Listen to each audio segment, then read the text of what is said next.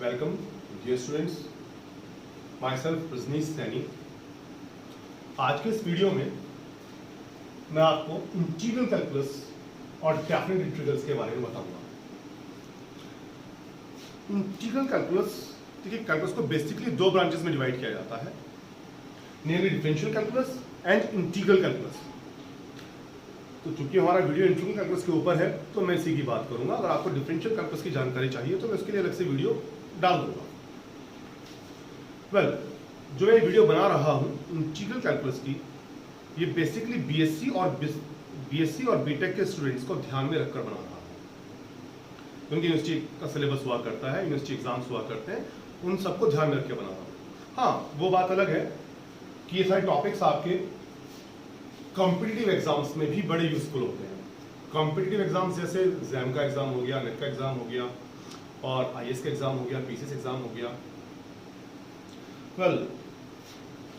नहीं, ऐसा नहीं है कि यही टॉपिक जो कि तो आईएएस के एग्जाम्स में आने वाले हैं या पीसीएस के एग्जाम्स में आने वाले हैं. नहीं, ऐसा नहीं है. हाँ, इसकी जो एप्लीकेशंस बनती हैं, लाइक इसकी हेल्प से एरिया निकालना होता है, वॉल्यूम निकालना होता है, सरफेस एरिया निकालना होता है, या फिर डबल ट्रिपल इंटीग्रल के कंसेप्ट आया करते हैं. बहुत सारी एप्लीकेशंस हैं इंटीग्रल कैलकुलस की. इवन फिजिक्स में इसका बहुत वाइड यूज होता है, इंजीनियरिंग के अंदर इसका बड़ा इस्तेमाल किया जाता है. तो अब ज़्यादा देर ना करते हुए हम स्टार्ट करते हैं इंटीग्रल कैलकुलस. जहां तक इंटीग्रल कैलकुलस का नाम सुनते ही मन में विचार आता है स्टूडेंट्स के 12th के बाद, तो यही मन में विचार आता है कि integral is the reverse operation of differentiation. ठीक है, काफी हद तक ठीक है, लेकिन आपको एक बात जान के शौक लगेगा. शौक क्या? कि डिफरेंशिएशन 1600वीं शताब्दी में स्टार्ट हुआ है और इंटीग्रेशन ईसा से 250 पूर्व ग्रीस में स्टार्ट हुआ है.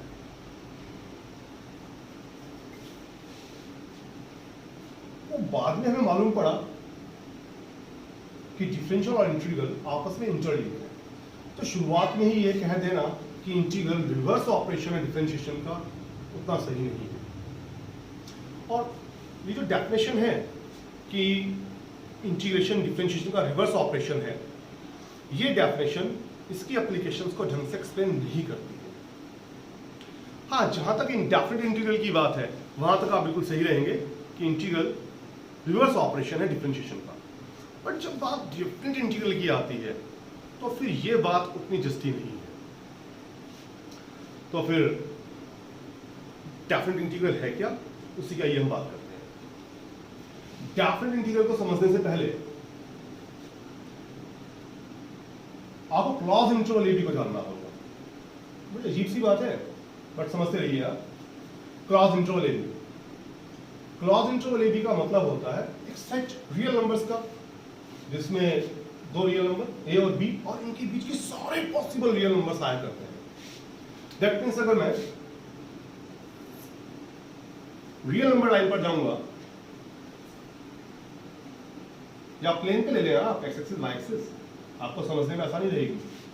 तो सपोज करें कि हमारे पास एक रियल नंबर है ए, एक रियल नंबर है B, X equals to B. तो एक ऐसा सेट जिसमें ए आए, बी आए और बीच के सारे रियल नंबर आ जाए, इस सेट को हम क्लॉज इंटरवल ए बी का नाम देंगे. ठीक है. अब सपोज करें कि एफ एक्स कोई एक फंक्शन है. फंक्शन तो आप सबने पढ़ा होगा. देखिए, ये बात तो मुझे माननी ही पड़ेगी कि आपको फंक्शंस पता है. अगर आपको फंक्शंस नहीं पता होंगे तो फिर हम इसके इंटीग्रल की या डिफरेंशियल की बात ही नहीं कर सकते. हाँ, जिन्हें नॉलेज चाहिए फंक्शंस के लिए, उनके लिए एक अलग से वीडियो आएगा जिसमें मैं फंक्शंस की बात करूंगा, डिफरेंशियल की बात करूंगा, उसके बेसिक कंसेप्ट्स की बात करूंगा. एक वीडियो बनाया जाएगा, वो बाद में आएगा. है, तो हम सपोज कर रहे हैं कि एफ एक्स कोई भी फंक्शन है जो वेल डिफाइंड है. वेल डिफाइंड आपको पता होगा. वेल डिफाइंड का मतलब आप फिलहाल इतना समझ लीजिए कि हमें फंक्शन की सारी वैल्यूज पता है इस इंटरवल ए बी के अंदर. दैट मींस एक्स इक्वल ए पर, एक्स इक्वल बी पर, और इसके बीच के हर पॉइंट पर फंक्शन एक डेफिनेट वैल्यू देता है. सॉरी. तो अब अगर आप इस इंटरवल को इनफाइनाइट पार्ट्स में, अप्रोक्सीमेटली इनफाइनाइट पार्ट्स में, बहुत लार्ज नंबर ऑफ पार्ट्स में डिवाइड करें। वो तो मेरे लिए फिलहाल पॉसिबल नहीं है, तो इसलिए मैं क्या करता हूँ, आपके लिए इसे n पार्ट्स में डिवाइड कर देता हूँ। बाद में वो बात अलग है कि मैं n goes to infinite लेने वाला हूँ। हाँ, तो सपोज करें हमारे पास इंटरवल है ए बी, इसमें मैंने n पॉइंट्स लिए हैं। फर्स्ट पॉइंट जो a है, इसे मैं x0 का नाम देता हूँ, सेकंड पॉइंट को x1, थर्ड पॉइंट को x2 and so on. In general सामान्य तौर पर xr-1, ये point xr and so on. Last one xn-1, second last one, और लास्ट पॉइंट xn जो कि हमारा b है। अब मैंने आपको स्टार्टिंग बताया था कि मैं इस इंटरवल को लगभग इनफाइनाइट पार्ट्स में डिवाइड करने जा रहा हूं। मैंने डिवाइड n पार्ट्स में किया है। n अपने आप में बहुत लार्ज नंबर है, बहुत लार्ज नंबर। n के बहुत लार्ज नंबर होने से होगा क्या, जो पॉइंट्स हम n पॉइंट्स ले रहे हैं a b और उसके बीच में, ये पॉइंट्स बहुत क्लोज हो जाएंगे। देखिए ये पिक्चर आपको ताकि दिखाई दे जाए वीडियो में, इसलिए आप ऐसा सोचिए कि इसे आप जूम करके देख रहे हैं, जबकि ये इतने क्लोज पॉइंट्स होंगे कि आपको ओपन आई से दिखाई भी नहीं देंगे बिना माइक्रोस्कोप के, बहुत क्लोज होंगे। तो फिलहाल आपको जूम करके दिखा रहा हूं इस पिक्चर को। यहाँ पर ये पॉइंट xr-1 और ये पॉइंट xr। तो चूंकि ये पॉइंट्स बहुत क्लोज हैं, तो यहाँ पे कंसाइड कर जाएंगे। लगभग लगेगा आपको कि पॉइंट पे कंसाइड कर रहे हैं। सपोज वो पॉइंट tr है। अब अगर आप फंक्शन की वैल्यू इवेल्युएट करें, फाइंड आउट करें tr पॉइंट पर, दैट मींस जहां पर fx में x है वहां पे tr डाल दीजिए, और फंक्शन की इस वैल्यू में इस इंटरवल की लेंथ, ये जो लेंथ है xr-1 xr पॉइंट के बीच का गैप है, ये लेंथ क्या होगी? सिंपल, xr-1 कैसे? जैसे सपोज ये पॉइंट से x = 1, x = 2, x = 3, तो ये लेंथ 1, यहां से यहां तक की डिस्टेंस 2, यहां से यहां तक की डिस्टेंस 3। तो डिस्टेंस अगर हमें निकालनी है इस पॉइंट और इस पॉइंट के बीच की, तो क्या करेंगे? 3 - 1 दैट इज 2, ये डिस्टेंस 2 आ जाएगी। तो ऐसे ही जो लेंथ आएगी इंटरवल की, ये लाइन सेगमेंट आएगा, ये लंबाई आएगी, ये आएगी xr-1। दोबारा देखिएगा, अगर हम फंक्शन की वैल्यू इस पॉइंट tr पर इवेल्युएट करते हैं और जिस लेंथ ने इस पॉइंट को इनक्लोज किया है, उस लेंथ की मल्टीप्लाई फंक्शन की इस वैल्यू में कर देते हैं, और अब जितनी भी इस टाइप की क्वांटिटीज आ रही है, दैट मींस ये क्वांटिटी आप निकालिए फर्स्ट सेगमेंट के लिए, फिर सेकंड के लिए, फिर थर्ड के लिए, फिर फोर्थ के लिए, फिर फिफ्थ के लिए, फिर सिक्स्थ के लिए, सबको निकालकर सम कर दीजिए। यानी कि r को रन कराते हैं 1 से लेकर n तक, वो भी लिमिटिंग फॉर्म में। दैट मींस जब ये नंबर ऑफ पॉइंट्स इनफाइनाइट लिए गए थे, तो जो लिमिटिंग सम आएगा, ये फंक्शन की x = a से लेकर b तक पढ़ने वाली जो पॉइंट्स आएंगे उसके बीच में, उस पढ़ने वाली पॉइंट्स पर फंक्शन की वैल्यूज, और जो इनफाइनाइटली स्मॉल इंटरवल्स उसे इनक्लोज किए हुए पॉइंट को, उनकी लेंथ की मल्टीप्लाई का सम हो जाएगा x = a से लेकर x = b तक। और ये लिमिटिंग सम ही फंक्शन fx का इंटीग्रेशन कहलाएगा x = a से x = b तक, इंडेफिनिट इंटीग्रल। यानी कि बात क्या हुई कि a to b fx dx जो है, ये फंक्शन की a से लेकर b तक, x = a से x = b तक के बीच में पड़ने वाले पॉइंट्स पर फंक्शन की वैल्यूज, और जो इनफाइनाइटली क्लोज इंटरवल्स उन्हें इनक्लोज किए हुए हैं, उनकी लेंथ की मल्टीप्लाई का सम है। fx dx टाइप की क्वांटिटी का सम है, इसीलिए s को इनलार्ज करके, विकृत करके ये साइन दिया गया है इंटीग्रेशन का। तो a to b fx dx क्या हो गया? x = a से x = b तक जितने भी पॉइंट्स पढ़ते हैं, उन पर पॉइंट्स पर फंक्शन की वैल्यूज, और जो इनफाइनाइटली क्लोज इंटरवल्स में इनक्लोज किए हुए हैं, इनफाइनाइटली स्मॉल वर्ड यूज कर रहा हूं मैं बार बार, उन इंटरवल्स की लेंथ की मल्टीप्लाई का सम है फंक्शन की वैल्यूज पॉइंट पर, और जो इनफाइनाइटली स्मॉल इंटरवल्स उस पॉइंट को इनक्लोज किए हुए हैं, उनकी लेंथ की मल्टीप्लाई का सम हुआ x = a से x = b तक।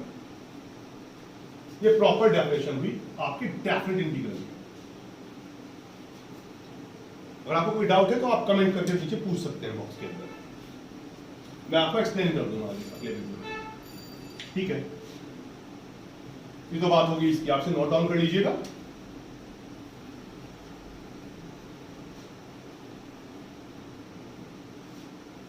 अब इसके ज्योमेट्रिकल रिप्रेजेंटेशन के ऊपर आते हैं कि ज्योमेट्रिकली क्या रिप्रेजेंट कर रहा है।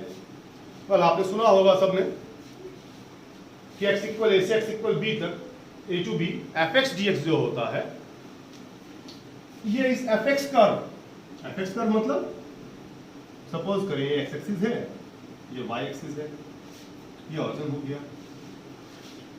ये बात तो आप सबको पता होगी कि अगर आप fx को y के इक्वल एज्यूम करें तो अपने आप में xy प्लेन के ऊपर ये कर्व को रिप्रेजेंट करता है। x और y में कोई भी रिलेशनशिप क्यों ना हो, वो अपने आप में कर्व को रिप्रेजेंट किया करती है xy प्लेन के ऊपर। तो सपोज करें fx आपका कोई भी फंक्शन है, इसे मैं y के इक्वल एज्यूम कर रहा हूं। अब जो एक कर्व बनता है y equal fx, x equal a, एक लाइन ड्रॉ कर लेते हैं, x इक्वल एक लाइन होगी जो y एक्सिस के पैरेलल जाएगी ऑरिजिन से a डिस्टेंस पर, और x इक्वल b। तो आप सबने 12th में पढ़ा होगा, इसकी एप्लीकेशंस के अंदर सुना भी होगा कि a to B F x D X area represent करता है curve y equal F X और x एक्सिस के बीच का x इक्वल a से x इक्वल b तक। वो ज्योमेट्रिकल इंटरप्रिटेशन है इसकी, ये डेफिनेशन नहीं मानी जाती। कुछ लोग ऐसे डेफिनेशन यूज कर लेते हैं, बट मैं खुद नहीं करता। तो हम बात करते हैं कि मेरी ये डेफिनेशन आपको ये एरिया कैसे दे सकती है।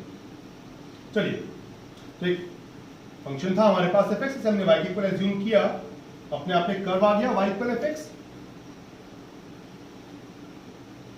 x equal a, x equal b, मैंने दो लाइन ड्रॉ कर ली y एक्सिस के पैरेलल। अब आप एक स्ट्रिप एज्यूम करें, स्ट्रिप, इसे जो हिंदी लैंग्वेज के छात्र हैं प्रारंभिक पट्टिका भी कहा करते हैं, हम एलिमेंट्री स्ट्रिप कहेंगे। आप एक एलिमेंट्री स्ट्रिप एज्यूम करें जो y एक्सिस के पैरेलल जाए।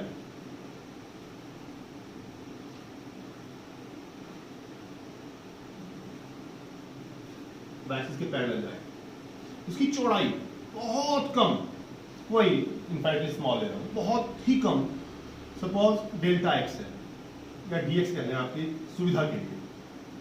और जो पॉइंट कर्व पे पड़ता है, p के नाम ले रहा हूं मैं, ये पॉइंट कर्व के ऊपर लाई कर रहा है, इस पॉइंट को इमेजिन कीजिए कि कोई भी करंट पॉइंट है कर्व के ऊपर पड़ने वाला एक्स वाई।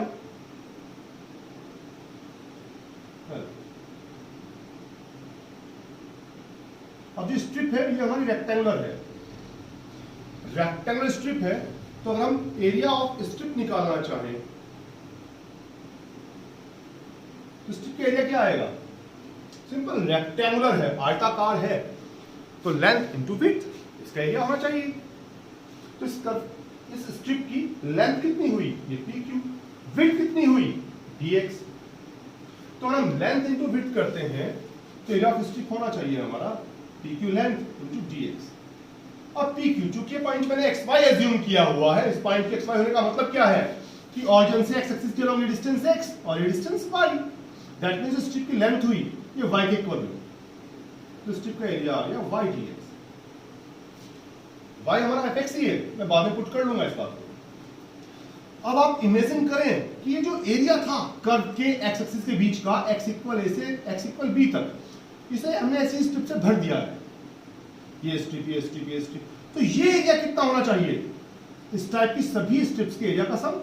दैट मींस ये स्ट्रिप, ये स्ट्रिप, ये स्ट्रिप, ये स्ट्रिप, ये स्ट्रिप, ये, और हम सभी स्ट्रिप्स की इंडिविजुअल एरियाज का निकाल के सम कर ले, यानी यहां से लेके यहां तक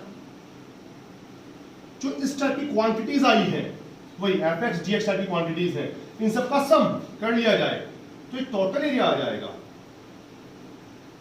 area between curve y equal fx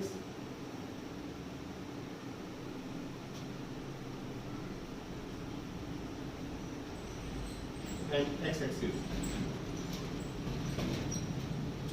from x equal a to x equal b। कितना एरिया बनना चाहिए भाई? जितनी भी स्ट्रिप्स बनी है उन सब की एरिया का sum, that means summation of y dx। y क्या है? fx, summation fx dx from x equal a to x equal b। That means वही लिमिटिंग सम जिसके हम ऊपर बात कर रहे थे, fx dx टाइप की क्वांटिटी के मल्टीप्लाई का सम। क्या बन जाता है ये ऊपर वाले डेफिनेशन के हिसाब से? a to b fx dx। तो इसलिए कहा जाता है कि a to b fx dx curve y equal fx और x एक्सिस के बीच की एरिया को रिप्रेजेंट करता है x इक्वल a से लेकर x इक्वल b तक। तो हमारी ज्योमेट्रिकल इंटरप्रिटेशन होगी, दैट मींस ज्योमेट्रिकली क्या रिप्रेजेंट कर रहा है a to b fx dx। क्या अब इसके बाद अगर आपने नोट कर लिया तो मैं निकालने जा रहा हूं। हाँ, बोर्ड छोटा है भाई।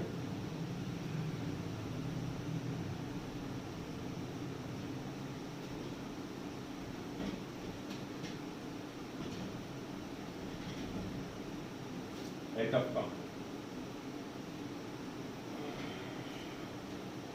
काम है इसे बिताना।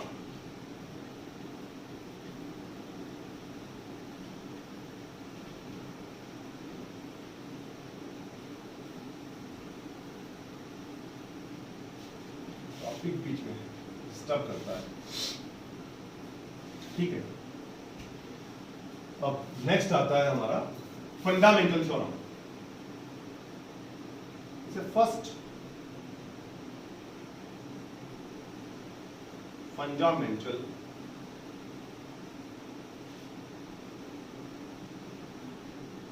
थ्योरम भी कहा जाता है of integral calculus. This theorem states, इस थ्योरम का कहना है a to b fx dx एक इंटीग्रेशन है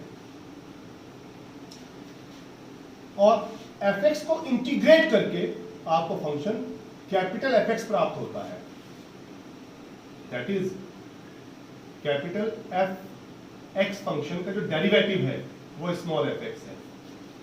तो ऑब्वियस सी बात है इसे इंटीग्रेट करके फिर ये प्राप्त होगा हमें। तो a to b fx dx small fx function को इंटीग्रेट करके कैपिटल fx फंक्शन प्राप्त होता है। तो a to b fx dx represent करेगा fb माइनस fa। सुविधा के लिए आप ऐसे याद कर सकते हैं कि अगर स्मॉल fx फंक्शन को इंटीग्रेट करके स्मॉल fx को इंटीग्रेट करके कैपिटल fx फंक्शन आता है x equal a to b, तो पहले जहां पे x है वहां पे आप अपर लिमिट डाल दीजिए, माइनस जहां पर x है आप वहां पर लोअर लिमिट डाल दीजिए fb माइनस fa। ये बात ध्यान रखिए, मैं दोबारा रिपीट कर रहा हूं। स्मॉल fx फंक्शन को इंटीग्रेट करके कैपिटल fx आता है, तो जहां पर x है आप पहले वहां पे अपर लिमिट डालेंगे, माइनस जहां पर x है वहां पर लोअर लिमिट डालेंगे। ये फर्स्ट फंडामेंटल थ्योरम है। अब वैसे मेरी आदत है कि जो भी टॉपिक पढ़ाता हूं उसका प्रूफ साथ के साथ दिया करता हूं, लेकिन ये प्रूफ यहां पर बहुत लंबा हो जाएगा और ये वैसे भी टॉपिक रियल एनालिसिस का है। रीमन थ्योरम के अंदर आता है, रीमन इंटीग्रल टॉपिक आया करता है, उसमें हम इसकी बात करेंगे। तो उसके लिए आपको लेक्चर देखना होगा रियल एनालिसिस का, तो क्या मैं ऐसा प्रूफ नहीं देने जा रहा हूं आपको।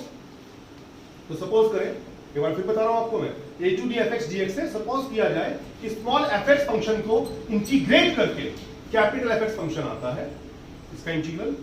तो इस इंटीग्रेशन की वैल्यू रहेगी a to b fx dx की capital fb minus fa। That means integrate करके जो फंक्शन आया है, पहले आप वहां पे ऊपर अपर लिमिट डाल दीजिए x की जगह, माइनस में x की जगह लोअर लिमिट डाल दीजिए। ये फर्स्ट फंडामेंटल थ्योरम है। कुछ लोग इसे डेफिनेशन भी यूज करते हैं, मैं यूज नहीं करता। इसे फर्स्ट फंडामेंटल थ्योरम ही रहने दीजिएगा। वेल, इसके बाद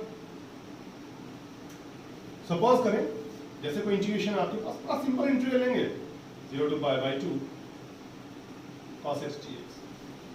cos x को इंटीग्रेट करके क्या आता है? sin x। तो आप इसे ऐसे लिखिए ब्रैकेट बना के, लिमिट क्या थी 0 to pi by 2। तो पहले जहां पे x है वहां पे upper limit sin pi by 2, minus जहां पे x है वहां पे lower limit sin 0, sin 91 sin 0 0 1। तो 0 to pi by 2 cos x dx की वैल्यू 1 आ गई। एक और इंटीग्रल कंसीडर करते हैं 1 to 2 e to the power tan inverse x upon 1 plus x square। और इस इंटीग्रेशन को सॉल्व करने के लिए आपको यूज करना होगा सब्स्टिट्यूशन, प्रतिस्थापन भी कहते हैं इसे सॉल्व करने के लिए मैं tan इनवर्स x को t पुट कर देता हूं। अगर tan इनवर्स x t है, इसे डिफरेंशिएट करने पर 1/1 प्लस एक्स स्क्वायर एक्स का डिफरेंशिएट dx t का dt, तो 1/1 plus X square dx replace हो जाता है dt से। e to the power tan inverse x क्या अज्यूम कर लिया था हमने t। अब यहाँ पे बात समझने वाली है, जब हम इस इंटीग्रेशन के अंदर थे तो जो लिमिट लिखी थी हमने यहाँ पर ये x की थी, x वैरी कर रहा था 1 से लेकर 2 तक। अब हमने इस इंटीग्रल को ट्रांसफॉर्म कर लिया है, इसका जो वेरिएबल था वो चेंज कर लिया हमने tan इनवर्स x को t पुट करते हुए। तो जो इंटीग्रेशन है वो कन्वर्ट हो चुका है t में, तो यहाँ पे लिमिट भी t की ही आएंगी। अब हमें इसकी नई लिमिट्स कैसे मिलेंगी, इसके लिए जो आपने सब्स्टिट्यूशन किया है, रिलेशन पुट किया है, उसमें आप जाइए, क्या पुट किया था हमने tan इनवर्स x को t, तो जहां पर x है आप वहां पर पहले लोअर लिमिट डालिएगा 1, तो आपको t की लोअर लिमिट मिलेगी tan इनवर्स 1। फिर जहां पे x है वहां पे अपर लिमिट डालिएगा 2, आपको t की अपर लिमिट मिलेगी tan इनवर्स 2। बात समझिएगा, इस रिलेशन के अंदर x की लोअर लिमिट पुट करेंगे तो t की जो वैल्यू आएगी वो t की लोअर लिमिट बन जाएगी इस इंटीग्रेशन की। फिर ऐसे ही जब आप x की अपर लिमिट पुट करेंगे x के स्थान पर, तो जो t की वैल्यू बनेगी वो t की अपर लिमिट बन जाएगी। अब सिंपल जैसे इंटीग्रेट करते हैं आप इंटीग्रेट कीजिए e to the power t का integration e to the power t, limits क्या थी हमारी tan इनवर्स 1 से tan इनवर्स 2। तो पहले जहां पे t है वहां पे अपर लिमिट डाल देंगे e to the power tan inverse 2, minus जहां पर t है वहां पे हम t की लोअर लिमिट डाल देंगे e to the power tan inverse 1। That's it. इसके लिए एक दो एग्जांपल और लेते हैं सब्स्टिट्यूशन समझने के लिए।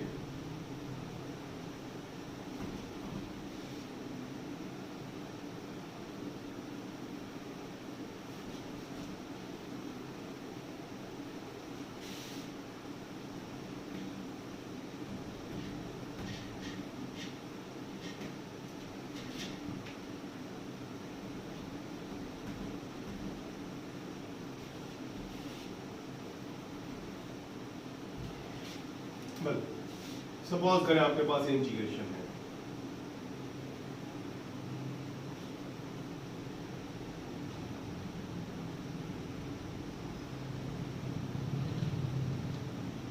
लिमिट ले लीजिए आप 0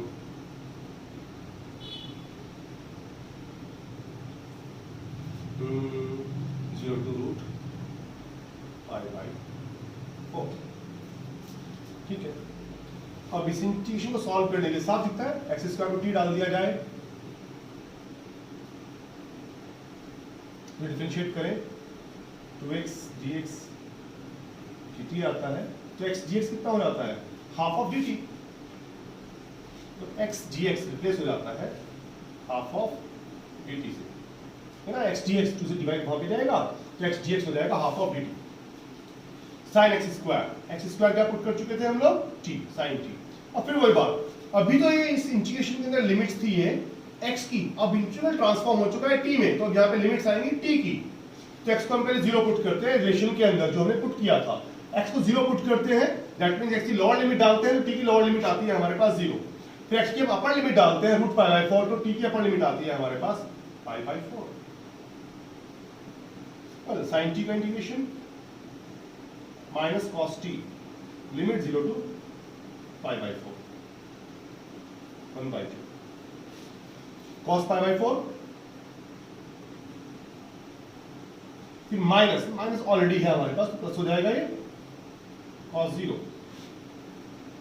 1/2। cos 0 पहले लिख रहा हूं मैं क्योंकि वो पॉजिटिव क्वांटिटी है, cos 0 1, cos π/4 1/2। That's it. Clear होगा? कोई डाउट आएगा तो वापस मुझे आप कमेंट बॉक्स में डाल के लिख के मुझसे पूछ सकते हैं, मैं आपको उसका रिप्लाई दे दूंगा,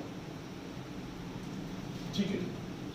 ये तो बात हुई डेफिनेट इंटीग्रल की ये है क्या, क्या रिप्रेजेंट करता है, इसे इवेल्युएट कैसे किया जाता है, फाइंड कैसे करते हैं फर्स्ट फंडामेंटल थ्योरम के अकॉर्डिंग, उसके बाद सब्स्टिट्यूशन कैसे किया जाता है। अब बड़ा यूजफुल टॉपिक आ रहा है, properties of definite integral.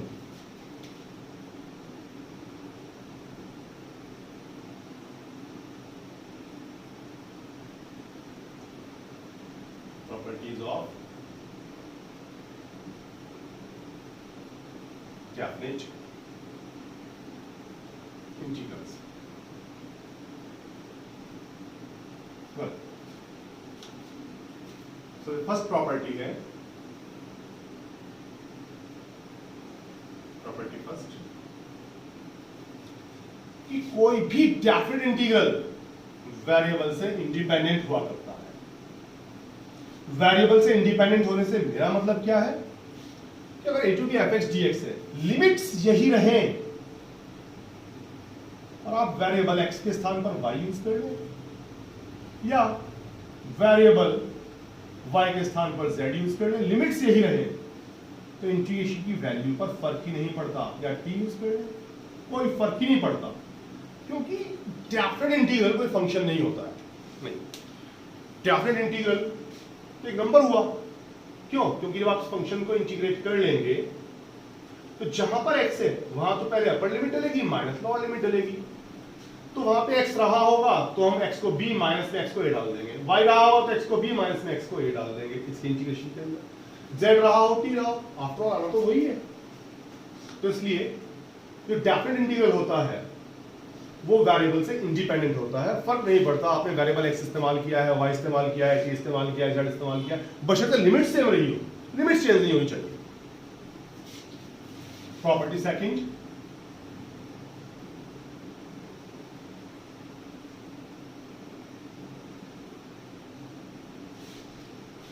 well, a to b fx dx कोई डेफिनेट इंटीग्रेशन है और आप इसकी लिमिट्स चेंज कर देते हैं, that means a to b की जगह b to a लिमिट्स हो जाती हैं, तो इंटीग्रेशन की जो वैल्यू है वो साइन से चेंज हो जाएगी, माइनस आ जाएगा। राइट, ऑब्वियस आप समझ भी गए होंगे, लेकिन फिर भी इसे मैं प्रूफ किए देता हूं आप लोगों के लिए। इसलिए आप सपोज करें कि स्मॉल fx फंक्शन जो है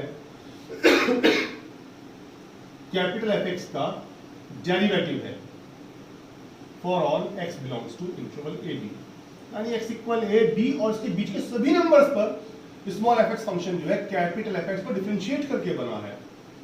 तो ऑब्वियस सी बात है fx का इंटीग्रेशन जो आएगा स्मॉल fx का वो कैपिटल fx आ जाएगा।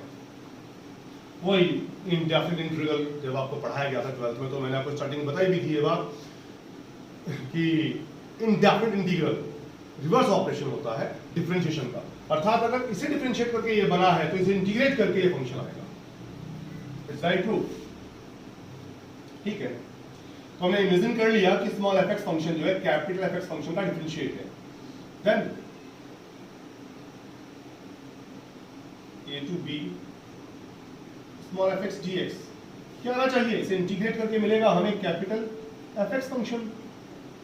वही पहले जहां पर x है हम वहां पर अपर लिमिट पुट करेंगे, माइनस जहां पर x है वहां पर हम लोअर लिमिट पुट करेंगे। नाउ इसे मैं इक्वेशन फर्स्ट एज्यूम कर लेता हूं। अब अगर हम लिमिट्स चेंज रखें, a टू b के लिए b टू a रखें, तो क्या फर्क पड़ना है, फंक्शन तो वही है, इसका इंटीग्रेशन भी अभी वही आएगा, बस चेंज क्या हुआ है लिमिट्स, वहां पे लिमिट a टू b थी, यहां पे b टू a है। अब जहां पर x है वहां पे हम इसकी अपर लिमिट अप्लाई करेंगे, क्या आएगा f पे, माइनस जहां x है वहां पे लोअर लिमिट अप्लाई करेंगे, क्या आएगा f p।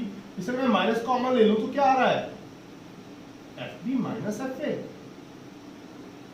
और आप इक्वेशन फर्स्ट से देखिए f p minus f a क्या था, a to b fx dx, तो minus a to b fx dx। तो अगर आप लिमिट्स चेंज कर देते हैं, इंटरचेंज कर देते हैं, लोअर लिमिट को अपर लिमिट बना दें, अपर लिमिट को लोअर लिमिट, तो इंटीग्रल की जो वैल्यू है वो विद माइनस साइन चेंज हो जाएगा। Property second. चलिए अब नेक्स्ट प्रॉपर्टी थर्ड के ऊपर आते हैं।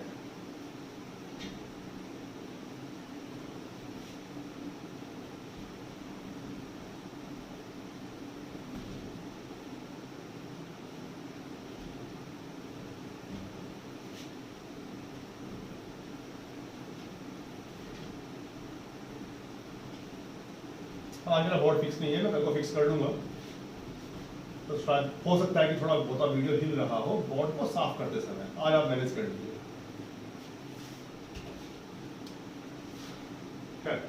प्रॉपर्टी थर्ड के ऊपर आ गया। कल सपोज करें कोई इंटीग्रेशन है आपके पास a to b fx dx, और c कोई नंबर है, कोई भी नंबर, एनी नंबर जो a और b के बीच में लाई करता है, तो आप a to c इंटीग्रेट करें, देन फिर c to b इंटीग्रेट करें, तो इनका सम a to b fx dx ही आता है। मतलब ये मेरी डेफिनेशन से भी क्लियर है, जो मैंने आपको डेफिनेशन दी थी डेफिनेट इंटीग्रल की, क्या fx dx क्या था, a to b, fx और dx टाइप की क्वांटिटी का सम था, जो बताया था। अरे dx यार वही dx यहाँ पे रिप्रेजेंट करता है इनफाइनाइटली स्मॉल इंटरवल की लेंथ को, fx xr minus xr minus 1, जो हमने पहले डेफिनेशन में बात की थी। तो fx dx टाइप की क्वांटिटी का सम तो हुआ, x इक्वल a से x इक्वल b तक, a to b fx dx सम योग। तो अब अगर हमारे पास बीच में कोई नंबर c आ जाता है, मैं a to c सम करता हूं, फिर c to b सम करता हूं fx dx टाइप की क्वांटिटी का, तो सम तो a to b ही होगा। इसे और दूसरे तरीके से हम प्रूव कर सकते हैं, अगर प्रूव करने पे आएंगे। वही इमेजिन कीजिए कि कैपिटल fx फंक्शन को डिफरेंशिएट करके स्मॉल fx फंक्शन आता है x फॉर ऑल, x की सभी वैल्यूज के लिए इंटरवल a b की, then a to b fx dx क्या आना चाहिए, इसे इंटीग्रेट करके वही कैपिटल fx फंक्शन आएगा। पहले जहां x है वहां पे हम अपर लिमिट डाल देंगे, माइनस जहां x है वहां पे हम लोअर लिमिट डाल देंगे, और इसे इक्वेशन फर्स्ट करके छोड़ देते हैं। तो हम प्रूफ कर रहे हैं इस प्रॉपर्टी को। नाउ अब मैं a to c fx dx plus c to b fx dx evaluate करता हूं। वही fx फंक्शन को इंटीग्रेट करके भैया कैपिटल fx ही आना है, क्योंकि a से b तक की सभी वैल्यूज के लिए fx को कैपिटल fx को डिफरेंशिएट करके ही स्मॉल fx आया था। तो इसका इंटीग्रेशन कैपिटल fx, लिमिट इस इंटीग्रेशन की a to c है, प्लस स्मॉल fx का integration capital fx, limit c to b है। वही जहां पे x से पहले वहां पे अपर लिमिट डाल देंगे, माइनस जहां x है वहां पे लोअर लिमिट डाल देंगे, प्लस में जहां पे x है वहां पे अपर लिमिट आएगी b, माइनस जहां x है वहां पे लोअर लिमिट आएगी c।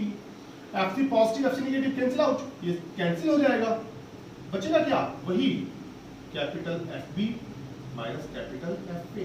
Capital fb minus fa जो इक्वेशन फर्स्ट से वैल्यू थी integral a to b fx dx की, a to b fx dx by using equation first या from equation first, है ना। तो हम a to b fx dx करें तो भी fb माइनस fa आना है। तब बीच में कोई नंबर c लेकर इस इंटीग्रल को दो पार्ट में सम कर लें, a to c fx dx plus c to b fx dx, तब भी यही आना है fb minus fa।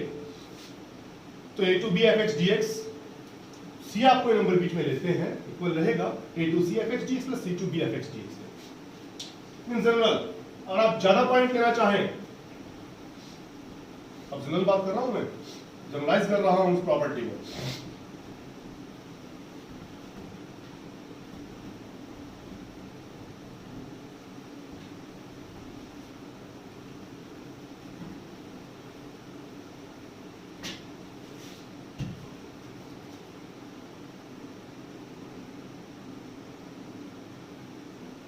In general, और आपके पास ज्यादा पॉइंट है बीच में, c1 c2 cn कहूंगा उन पॉइंट्स को मैं, तो a to b fx dx बराबर रहेगा a to c1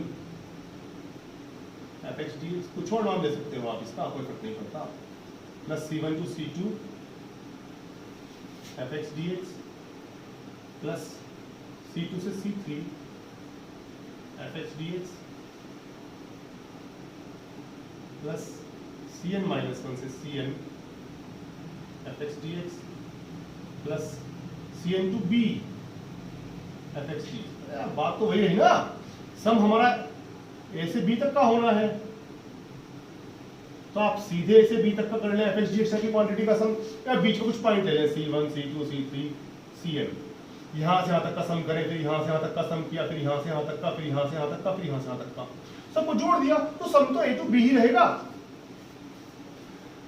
और आप इसे भी नोट कर लीजिए, बड़ी इंपॉर्टेंट प्रॉपर्टी है। अब नेक्स्ट हम आते हैं प्रॉपर्टी 4 के ऊपर।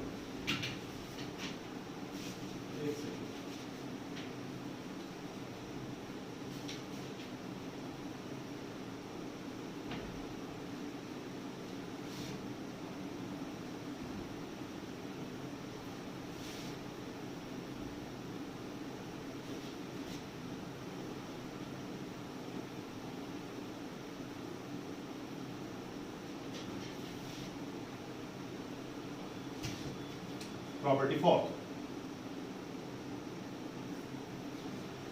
सपोज करें आपके पास इंटीग्रल है 0 टू a, कोई भी रियल नंबर है, डज नॉट मैटर, कोई मुद्दा ही नहीं है कि a है क्या, ये कोई भी रियल नंबर है, 0 to a fx dx integrate करें, या फिर जहां पर x है आप इसे रिप्लेस कर ले a माइनस x से और तब इंटीग्रेट करें 0 टू a, फर्क ही नहीं पड़ता, जो इस इंटीग्रेशन की वैल्यू थी वही वैल्यू इस इंटीग्रेशन की भी आएगी। प्रूफ देखिए, 0 to a f a minus X को इंटीग्रेट करते हैं, तो मैं इसे इंटीग्रेट करने के लिए a माइनस एक्स को t पुट करता हूं, इसे अगर मैं डिफरेंशिएट करूंगा तो माइनस dx dt, या फिर dx क्या आ गया minus of dt।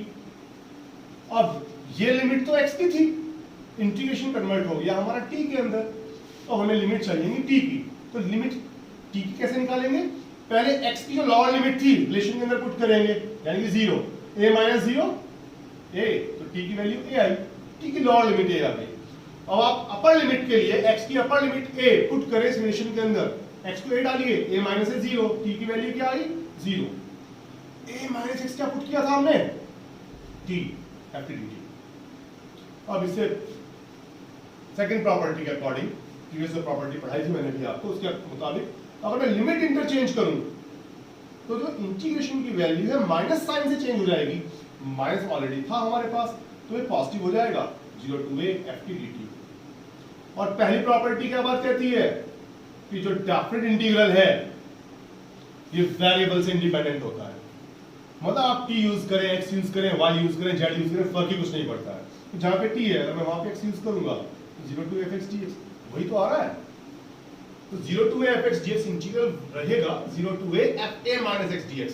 That means आप इंटीग्रेशन में जहां पर x है वहां पे a माइनस x रिप्लेस कर लीजिए, इंटीग्रल की वैल्यू पे फर्क नहीं पड़ेगा। तो प्रश्न ये उठता है हम ऐसा करेंगे क्यों, देखिए कई दफा ऐसा होता है कुछ फंक्शन सीधे इंटीग्रेट नहीं हो पाते, थोड़ा टफ हो जाते हैं इंटीग्रेट करते हुए, अगर हम x की जगह a माइनस x यूज करते हैं तो बड़ा इजीली इंटीग्रेट हो जाते हैं। तो बड़ी यूजफुल प्रॉपर्टी है, अभी आपको दिखाऊंगा भी मैं। अगर आप इसे जनरलाइज करें इन जनरल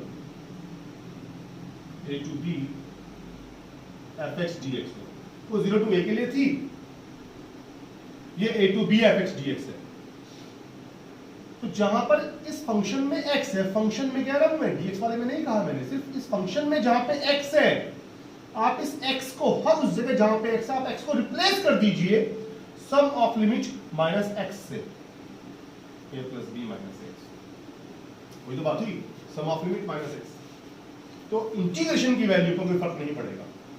अगर आप सब प्रूफ करना चाहें तो सेम ऐसे प्रूफ कर सकते हैं, आप इसे a plus b minus x को t डालेंगे सेम प्रूफ आ जाएगा आपका। प्रॉपर्टी 4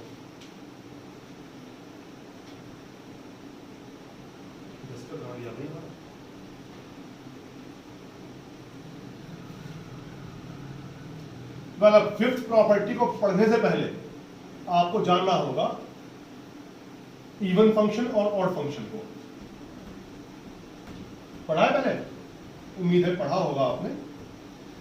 जो स्टूडेंट्स हिंदी मीडियम से पास आउट है उनके लिए सम फलन विषम फलन रहा होगा नाम। ये नंबर्स की बात नहीं कर रहा हूं मैं, फंक्शंस की बात कर रहा हूं। सर एक बार फिर भी आपको बता देता हूं, हम किसी भी फंक्शन को इवन फंक्शन कहा करते हैं। इवन फंक्शन अगर उसमें x को -x से रिप्लेस करने पर फर्क ही ना पड़े, फॉर एग्जाम्पल fx फंक्शन आप ले लीजिए x² प्लस cos x, तो जहां पे x है और आप वहां पर -x रिप्लेस करेंगे तो -x का square plus cos -x, -x का square x², cos -x cos x होता है। तो देखिए फंक्शन अनचेंज रहा, मैंने fx में जहां हर उस जगह जहां पे x था मैंने -x डाला, लेकिन फंक्शन की वैल्यू चेंज ही नहीं हुई। तो मैं इस फंक्शन को कहूंगा इवन फंक्शन। ये फंक्शन इवन फंक्शन है, x को -x से रिप्लेस करने पर फंक्शन की वैल्यू चेंज नहीं होती। Next one odd function. Odd function हम उस फंक्शन fx को ऑड फंक्शन कहते हैं जिसमें x को -x से रिप्लेस करने पर पूरी फंक्शन की वैल्यू विद माइनस साइन आ जाए। That means f of -x is -fx। For example simple fx function लीजिए sin x प्लस x³। हाँ, अब जहां पे x है वहां पे -x डालिए, क्या आएगा sin -x plus cube of -x। Sine -x हुआ करता है माइनस साइन x, -x का क्यूब हुआ है तो minus of x³, minus common लीजिए आप, साइन x प्लस x³, ये fx तो रिपीट हो गया, -fx आ गया।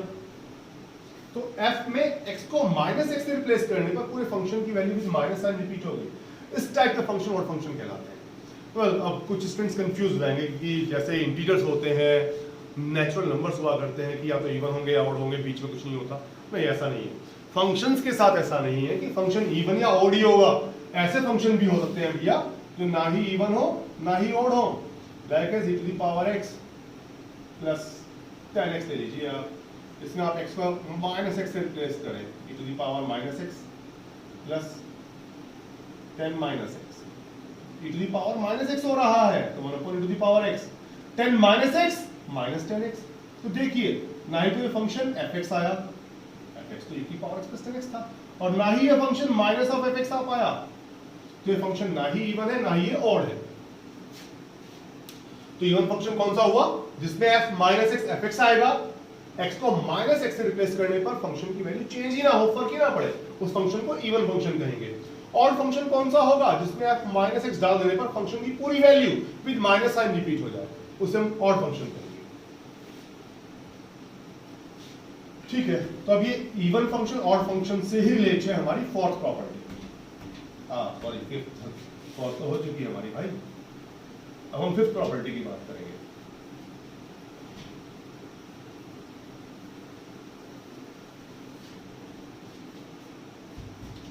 प्रॉपर्टी फिफ्थ,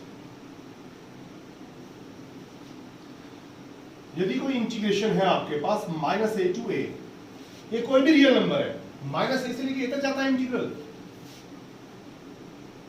fx dx, तो इस इंटीग्रेशन की वैल्यू 2 टाइम 0 to a हो जाएगी fx dx, यदि fx अपने आप में इवन फंक्शन रहा हो, if fx is an even function,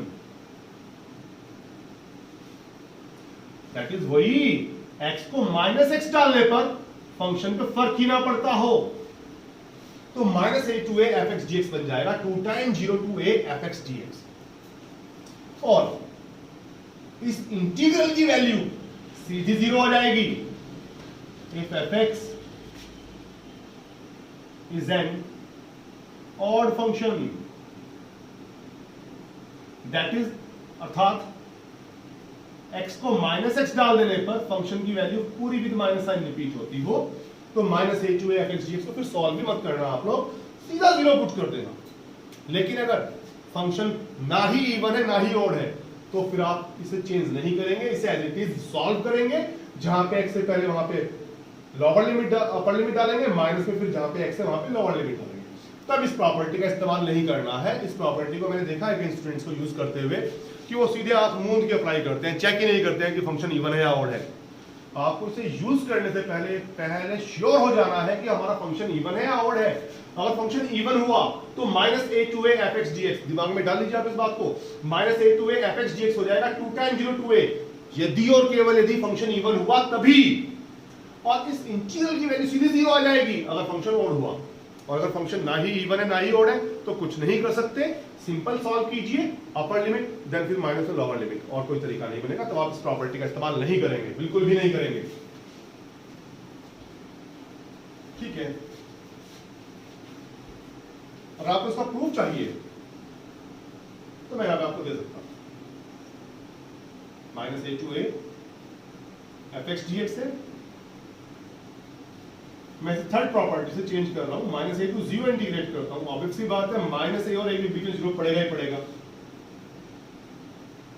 plus 0 to A F x D X, ठीक। इसे इक्वेशन फर्स्ट करा। नाउ अब मैं आप सबके लिए minus A to 0 F x D x को सॉल्व करता हूं। इसमें मैं पुट कर लेता हूं माइनस एक्स को टी, डिफरेंशिएट करूंगा तो minus D X D T, D x क्या आ जाएगा, D X minus D T, X क्या हो जाएगा माइनस टी। लिमिट्स कैसे चेंज होंगी, जहां एक्स है वहां पे माइनस ए डालेंगे, एक्स को माइनस ए पुट करेंगे तो ए आएगा क्योंकि माइनस पहले से है बाहर वहां पे, फिर 0 पुट करेंगे तो टी 0 ही आएगा। अब मैं लिमिट्स चेंज कर देता हूं भैया आपके लिए, लिमिट चेंज करूंगा तो इंटीग्रल की value with minus sign change होगी, माइनस पहले से है प्लस हो जाएगा 0 to A f minus t d t. अब अगर फंक्शन इवन रहा तो f minus t f t ही रहेगा, इसे आप एफ टी कह लीजिए, एफ एक्स कह लीजिए, वही डेफिनेट इंटीग्रल जो है वेरिएबल से इंडिपेंडेंट होता है, प्रॉपर्टी फर्स्ट से। और अगर ये तब है जब एफ एक्स इवन है और इसकी वैल्यू एफ माइनस टी की क्या आएगी, minus 0 to A f t d t, यानी minus 0 to A F x t x. अगर एफ एक्स ऑड रहा, f x is an odd function. अब इक्वेशन फर्स्ट में, जो इक्वेशन फर्स्ट थी हमारी, minus A to 0 F x D x को solve करके लाए हैं, वो पुट कीजिए आप। Minus A to 0 F x D x क्या, 0 to A F x D X, 0 to A F x D X plus 0 to A F x D x क्या बन जाएगा, 2 time 0 to A F x D X. कब, जब F x even function है। और अगर f x odd function है तो तब minus A to 0 F x D X की वैल्यू क्या आई है, minus 0 to A F x D X. यहां डालेंगे इसे, minus 0 to A F x D X plus 0 to A F x D X, cancel out होकर 0 मिल जाएगा। Clear, ठीक है। फिर नेक्स्ट प्रॉपर्टी की बात करते हैं, प्रॉपर्टी 6।